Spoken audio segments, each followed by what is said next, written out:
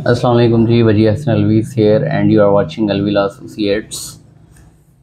LLB part 2 Islamic jurisprudence की lecture series start की हुई है। उसमें आज हमारा जो है फोर्थ लेक्चर है।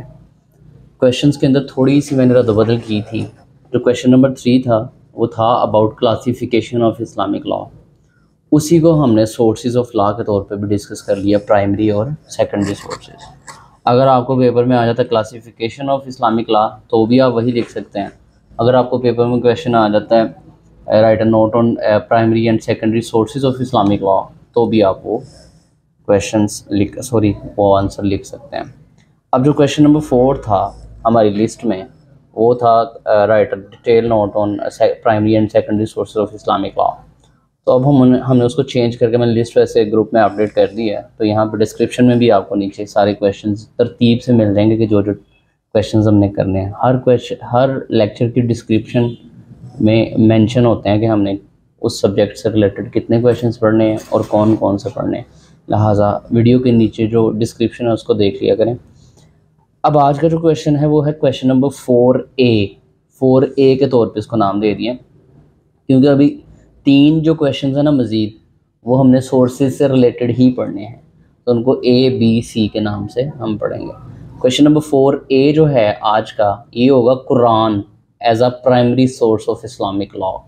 कि सिर्फ वो क्वेश्चन अक्सर जो है ना पेपर के अंदर सिर्फ और सिर्फ कुरान पे पूछ लेता है कि कुरान को इस्लामिक प्राइमरी सोर्स पे के तौर पे डिस्कस करें। यहाँ क्वेश्चन आ जाता है कि write a detail note on सुन्ना as primary source of Islamic law. सुन्ना पे भी अलग से क्वेश्चन बन जाता है, उसको हम 4B के तौर पे यूज़ करेंगे। ठीक है, यहाँ आ जाता है write a detail note on the concept of इजमा as a primary source of Islamic law. इजमा पे भी अलग से प्राइमरी सोर्स के तौर पे नोट आ जाता है, उसको हम 4C के तौर पे डिस्कस करेंगे। ठीक है, देन क्वेश्चन नंबर 5 पर मूव ऑन करेंगे। Today's lecture about question number 4A यानी write a detail note on Quran as a primary source of Islamic law, कि कुरान को primary source of Islamic law के तौर पर डिस्कस करें। What is the role of Quran in the field of Islamic legislation.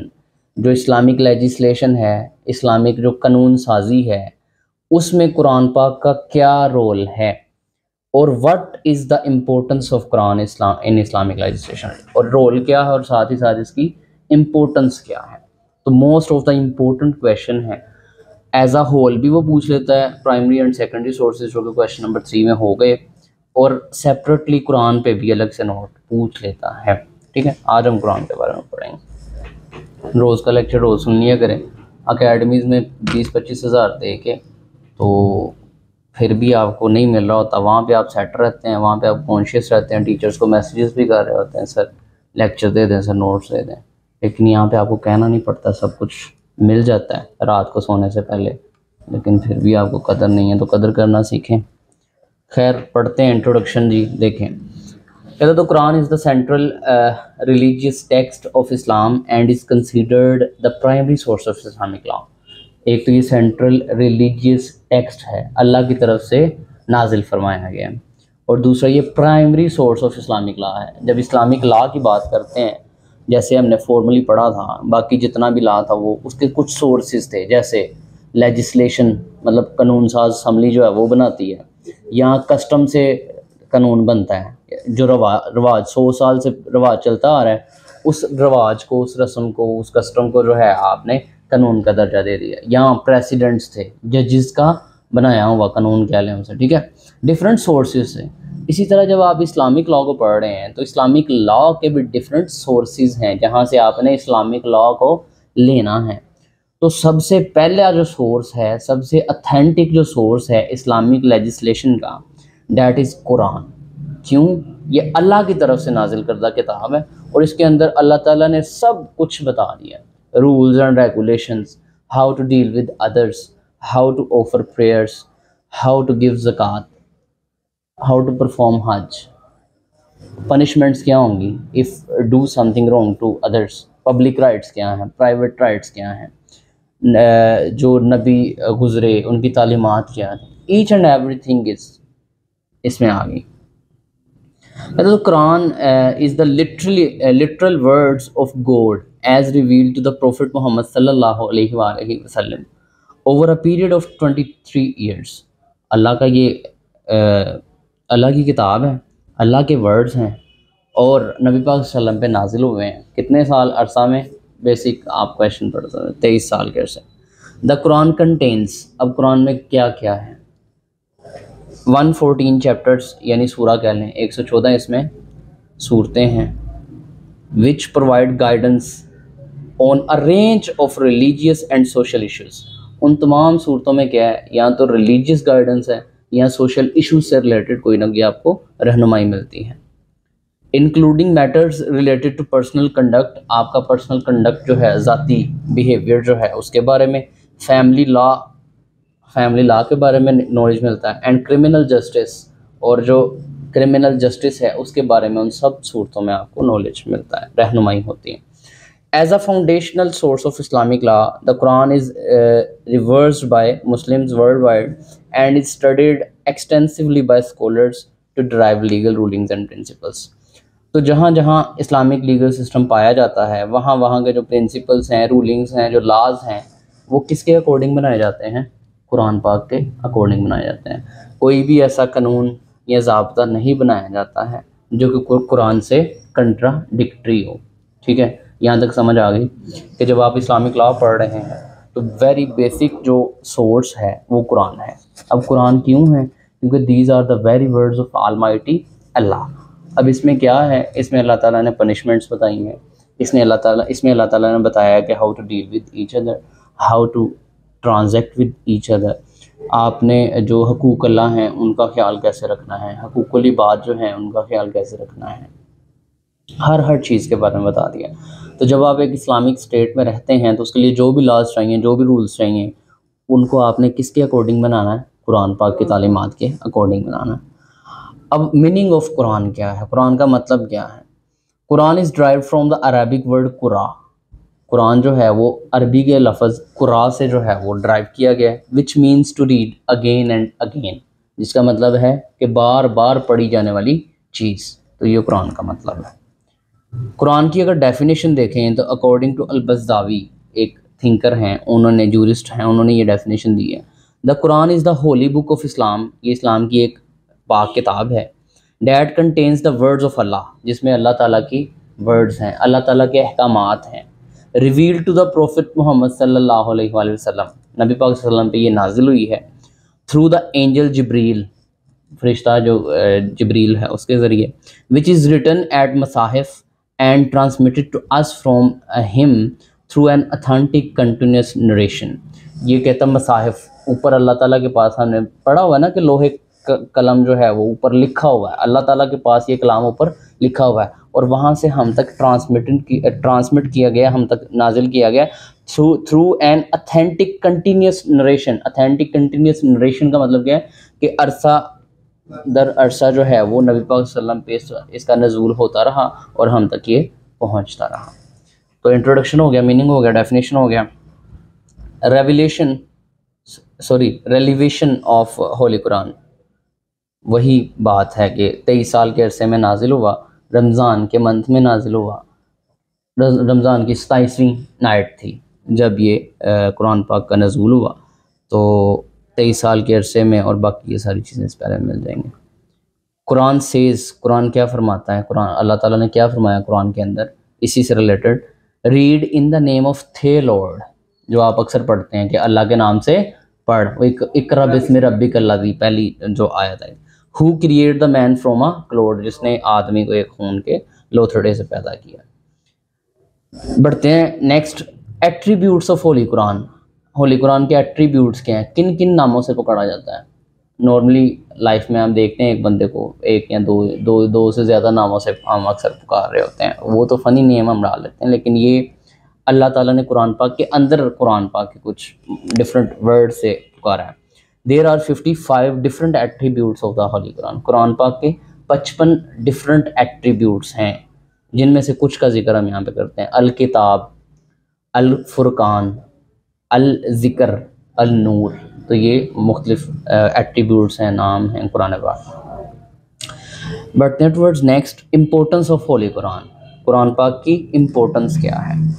तो कहते हैं the importance of holy Quran lies in its ability to provide spiritual guidance, moral teachings and practical advice for the daily life.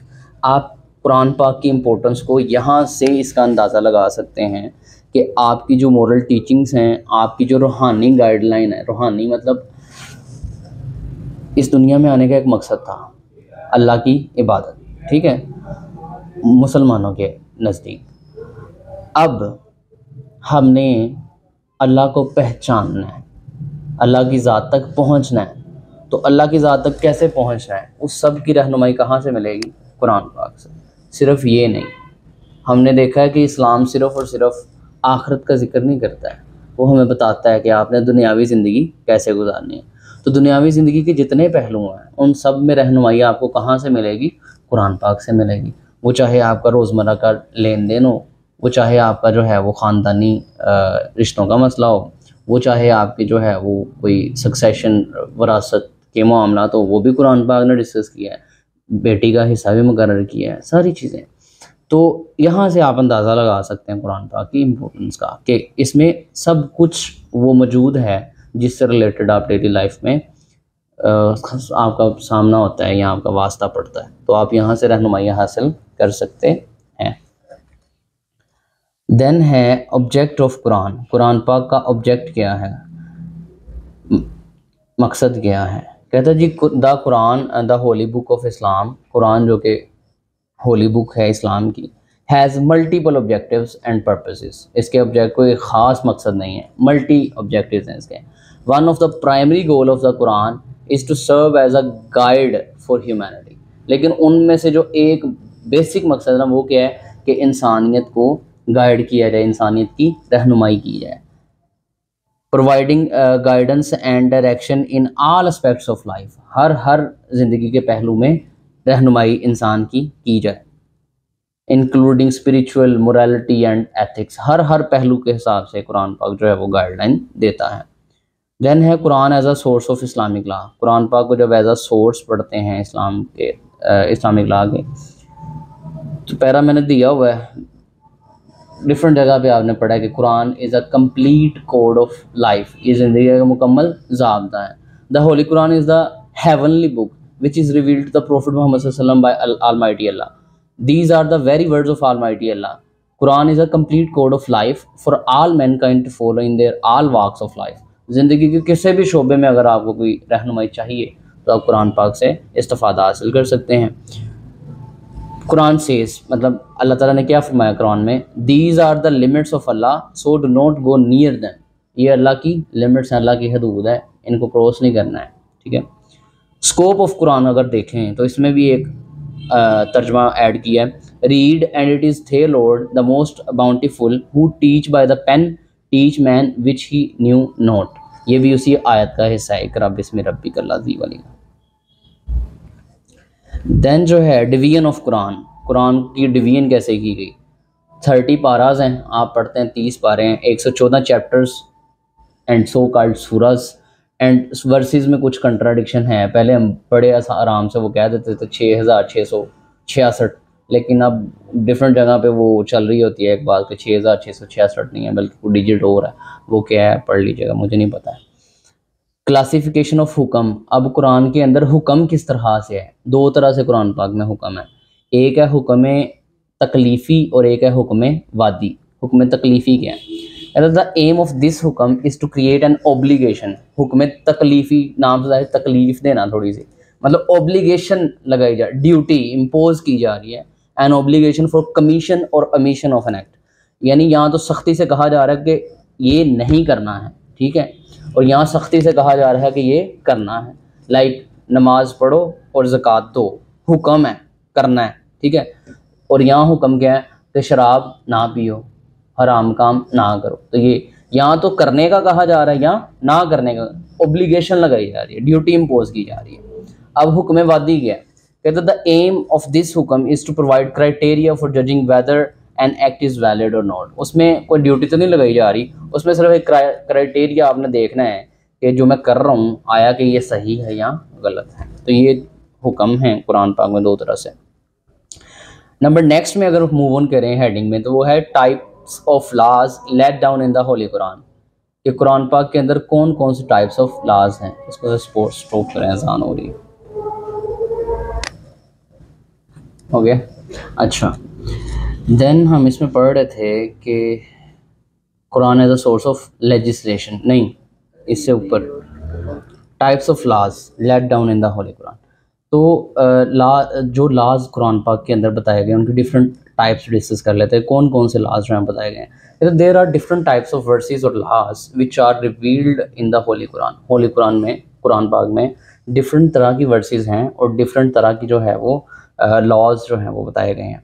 Most of the verses containing rules of law were revealed with reference to the case which arose during the life of the life time of the हज़रत Muhammad सल्लल्लाहु अलैहि वसल्लम। Most of जो लाज हैं वो नबी पाक सल्लम की हयात मुबारक में जो जो इवेंट्स आए उनसे रिलेट करके जो है वो बताए गए हैं। दीज में भी क्लासिफाइड एज फॉलो, इनमें ये डिफरेंट तरह के लाज हम कह सकते हैं कि जो कुरान पाक में जिनका जिक्र है।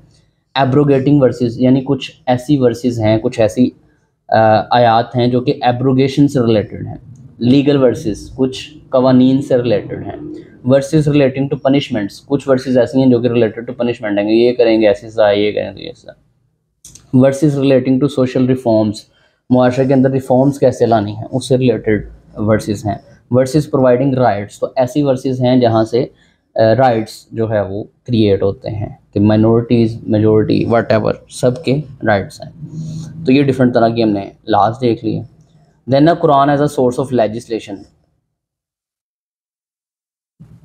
कुरान को हम as a source of legislation कैसे ले सकते हैं। कहता है Quran is a model illustration for future legislation. Future में जो भी आपको मामला पेश आते हैं, देखें 1400 साल गुजर गए हैं और स्टिल जो है कुरान पाक सारी ज़रूरियात आपकी पूरी कर रहा है। Quran is known as the first primary source of Islamic law and being the first primary source of Islamic law the first search of any हुक्म is to be in the Quran before moving the next source. तो आपने कोई भी search करनी है किसी भी हुक्म से रिलेटेड तो first of all you have to search from Quran. लेकिन अगर आपको कुरान से कुछ नहीं मिलता है, ऐसा हो नहीं सकता है कि मिले ना, लेकिन चीज़ें क्लियर नहीं होती, हमारी सोच इतनी नहीं है कि हम उनको एलैबोरेट कर सकें। लेकिन अगर कुछ फर्ज करें कि कुछ आपको रिटन फॉर्म में नहीं मिलता तो then you have to move to the सुन्ना एंड सो ऑन इजमा एंड कियास etcetera, but the first of all is Quran. इसमें भी एक तर्जमा ऐड किया है कि द हुक्म belongs to Allah alone. Interpretation of holy Quran, जी कुरान पाक की जो तशरीह है उसका ज़रिया क्या है।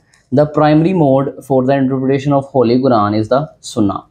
हमने हमेशा से पढ़ा है कि कुरान पाक एक अमली किताब है जो कि अल्लाह की तरफ से नज़ूल हुआ जिसका, और उसको अमली तौर पे जो प्रैक्टिकली परफॉर्म किया वो किसने किया जी, नबी पाक सल्लल्लाहु अलैहि वसल्लम ने, तो वही उसकी इंटरप्रटेशन है। One of the most important heading जो इसमें है कि constitutional status of Quran in Pakistan. Pakistan के अंदर कुरान पाक का कॉन्स्टिट्यूशनल स्टेटस क्या है। According to the article 227 227 of constitution of Pakistan 1973, जो आप कॉन्स्टिट्यूशन पढ़ते हैं 1973 का, उसका आर्टिकल 227 है और उसके according all the existing laws, जितने भी मौजूदा कवानीन हैं, brought in the shall brought in the conformity with injunctions of Islam as let down in the Holy Quran and Sunnah। तो यानी आपका कॉन्स्टिट्यूशन भी कहता है कि जितने भी एग्जिस्टिंग लॉज हैं वो सब के सब with the conformity of Islam होने चाहिए। और इस्लाम का मतलब क्या है, कुरान एंड सुन्ना। यानी कोई भी लॉ जो है वो कुरान एंड सुन्ना से एब्रोगेट नहीं करना चाहिए, कंट्राडिक्टरी नहीं करना चाहिए, ठीक है। एंड लास्ट पे कंक्लूजन, तो कंक्लूड करते हुए हम इजीली ये बात कह सकते हैं कि कुरान जो कि अल्लाह की तरफ से नज़ूल हुआ नबी पाक सल्लल्लाहु अलैहि वसल्लम पे 23 साल के अरसे में, 30 पारे हैं, 114 सूरतें हैं, इतनी वर्सेस हैं, डिफरेंट तरह के हुक्म्स हैं और डिफरेंट तरह की आयात हैं, और ये सारे का सारा it's all about the primary source of Islamic law. तो अगर आप इस्लामिक लॉ की बात करते हैं तो सबसे पहले जो आपने हुक्म देखना है वो किससे देखना है, कुरान पाक से देखना है। तो ये था आज का हमारा लेक्चर, होप सो आपको समझ आई होगी। नेक्स्ट लेक्चर में इंशाल्लाह मिलते हैं, तो चैनल को लाइक और सब्सक्राइब ज़रूर कर दिया करें जी। थैंक यू, जज़ाकल्लाह, अल्लाह हाफ़िज़।